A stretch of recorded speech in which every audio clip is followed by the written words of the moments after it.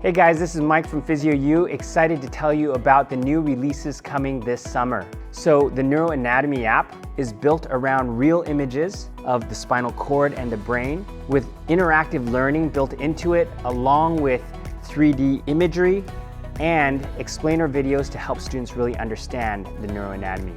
There will also be a series of new neuro rehab macro sims to help with clinical reasoning development for neuro rehab. With the posture mini sims, we are now transforming postural examination and helping to bridge the gap between impairments that may be causing the posture, basic treatments that might be linked to the impairments.